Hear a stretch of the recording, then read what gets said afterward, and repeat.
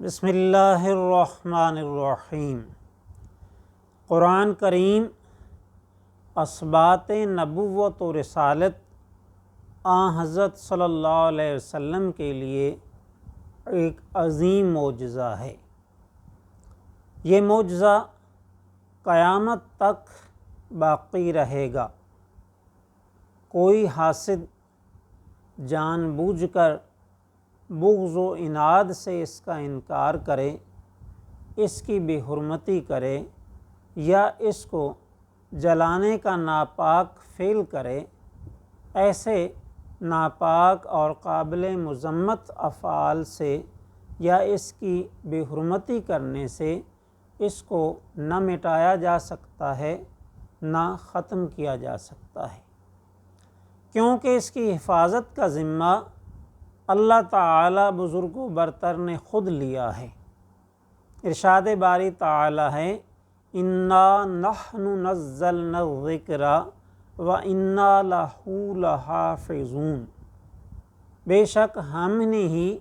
اس ذکر یعنی قرآن مجید کو نازل فرمایا اور ہم ہی اس کی حفاظت فرمانے والے ہیں۔ تو جس کی حفاظت کا ذمہ خود خالق کائنات نے لیا ہو، اسے کوئی مٹا نہیں سکتا۔ اس کو مٹانے والے اور اس کے خلاف سازشیں کرنے والے خود صفحہ ہستی سے ایسے مٹ جائیں گے جیسے حرف غلط مٹایا جاتا ہے۔ وہ دنیا میں بھی رسوا ہوں گے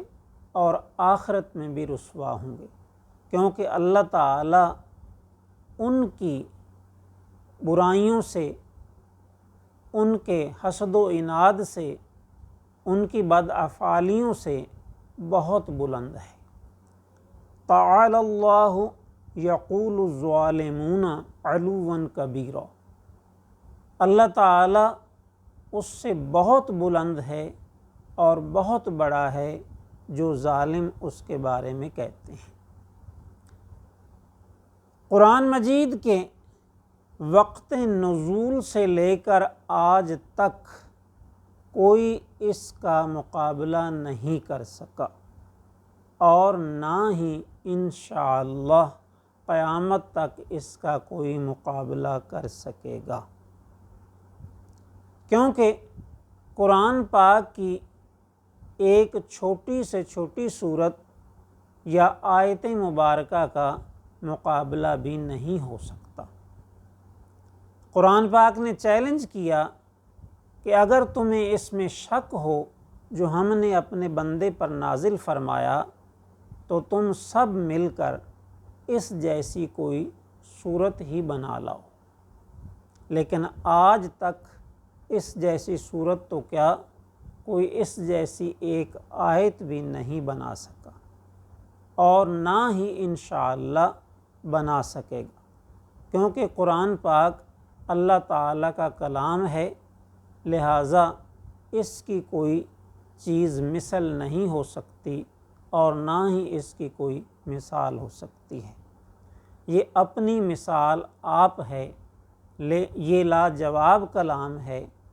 یہ ایسا اعلیٰ کلام ہے جو دلوں کو موہ لیتا ہے، جو بے دینوں کو راہ ہدایت پر لاتا ہے اور جو اہل ایمان کو تقوی کی دولت سے مالا مال کرتا ہے اور ان کو قرب الہی کی منزلوں سے آشنا کرتا ہے۔ تو لہٰذا اس کا مقابلہ کرنے والا یا اس کے خلاف سازشیں کرنے والا یا اس کی بے حرمتی کا ارادہ کرنے والا ہر شخص خود بدحواس ہو جاتا ہے، از خود رفتہ ہو جاتا ہے، چیختا چلاتا ہے اور پھر لاجواب ہوتا چلا جاتا ہے، کیونکہ اس کی فصاحت و بلاغت کا نہ کوئی مقابلہ کر سکتا ہے اور نہ اس کا مقابلہ کرنے کی جرات کر سکتا ہے۔ تو جب کفار پر، منکرین اسلام پر یہ واضح ہو گیا کہ علمی میدان میں قرآن مجید کا مقابلہ نہیں ہو سکتا کیونکہ یہ اللہ تعالیٰ کا کلام ہے، تو پھر انہوں نے سازشیں کی، اس کی بے حرمتی کا ارادہ کیا اور اس کو جلانے کے ناپاک ارادے کیے۔ لیکن یہ وہ لوگ ہیں جن پر دونوں جہان میں ذلت و رسوائی مسلط کر دی گئی۔ اللہ تعالیٰ کا فرمان ہے وَضُرِبَتْ عَلَيْهِمُ الذِّلَّةُ وَالْمَسْكَنَةُ، کہ ان پر ذلت و رسوائی مسلط کر دی گئی۔ وہ دنیا میں بھی ذلیل ہوں گے اور آخرت میں بھی دردناک عذاب کی طرف ان کو گھسیٹا جائے گا اور جہنم میں اوندے منہ لے جا کر ڈالا جائے گا۔ سرکار دو عالم صلی اللہ علیہ وسلم کا فرمان ہے کہ قرآن پاک روز حشر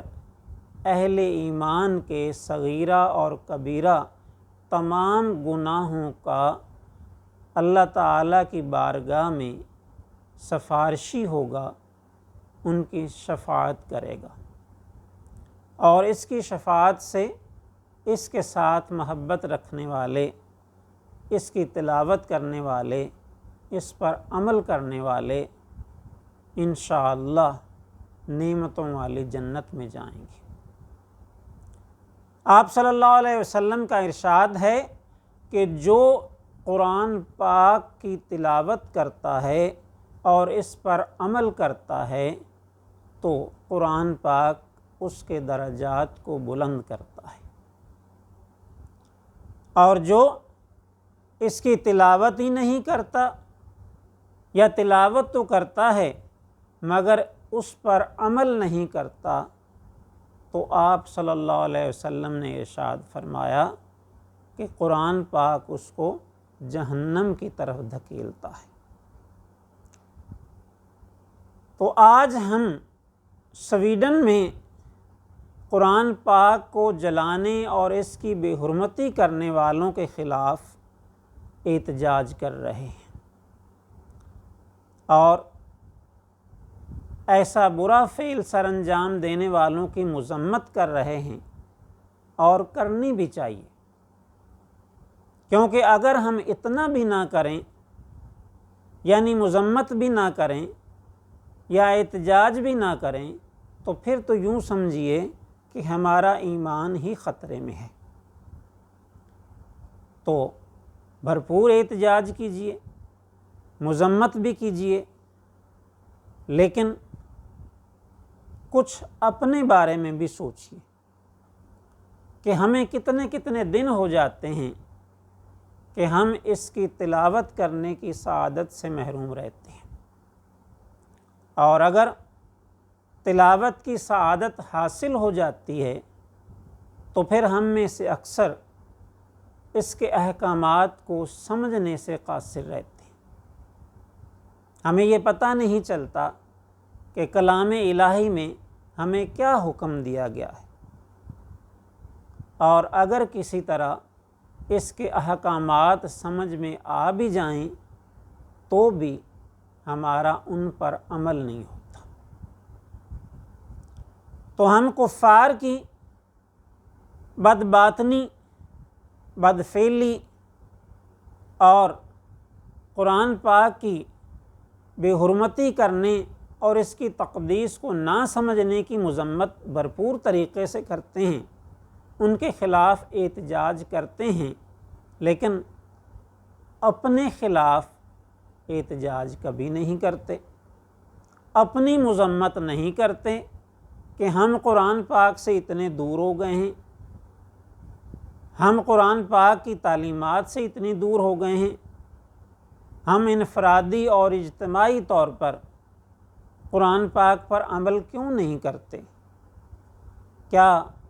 ہم اپنی نفسانی خواہشات کے خلاف بھی کبھی احتجاج کریں گے؟ کیا ہم اپنے نفس کے خلاف بھی کبھی جہاد کریں گے؟